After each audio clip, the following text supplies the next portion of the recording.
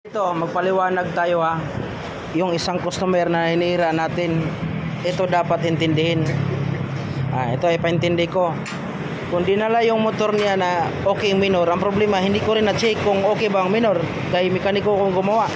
Ngayon, mababago talaga yan ang minor dahil gi-throttle body, gi-injector cleaning, tapos tinatanggal yung lahat ng sakit ng sensor. Bakit hindi kasi naunawaan? Ako patuloy inaaway. Kasi tinanggal natin sakit yan eh. Once na ginalaw yan, pambaklasin pa natin. Mababago talaga. Tapos isa pa, mayroong advice. Ito nangyari sa kanya. Ito. Hindi niya agad nasabi ng mekaniko na binabago niya to. Okay. Maraming beses na niya pinaklining pero walang reset. Tapos nung taas yung minor, ginalaw to. Ito na magbabago. Ginalaw niya. Tinaas niya. Nung pinihit niya pataas para maging normal yung minor, dumating ang punto na pinalinis din niya sa amin. Pagkatapos palinis, pinareset. Siyempre pag ni-reset yun, babalik sa standard. Wala na sa timing. Pagbalik sa standard, bumababa yung minor. Pagbaba ng minor, doon siya nagalit. Bakit wala ng minor? Patay tayo.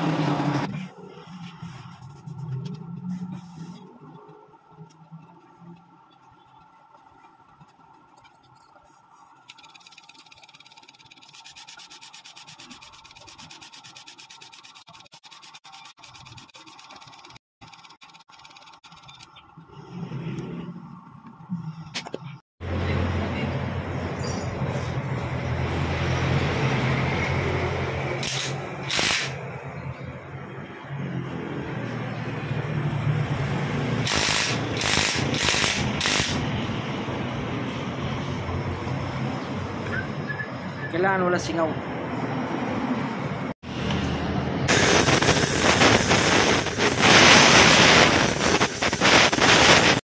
Pag nag-clearance, gagamit kayo na tapos smooth na yung clearance niya.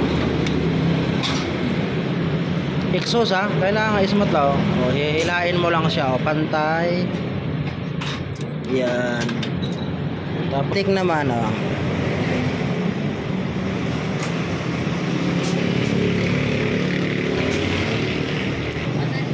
pag intake yun, huwag kang maingay sa clearance shout out doon sa nanira natin, sabihin na kalat daw maggawa, kalinis-linis niya pagka pro na iba magawa sa pro, malinis talaga yung head.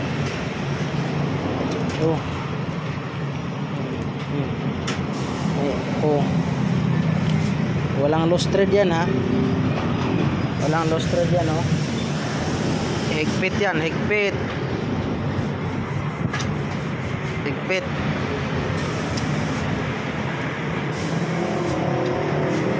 Yun.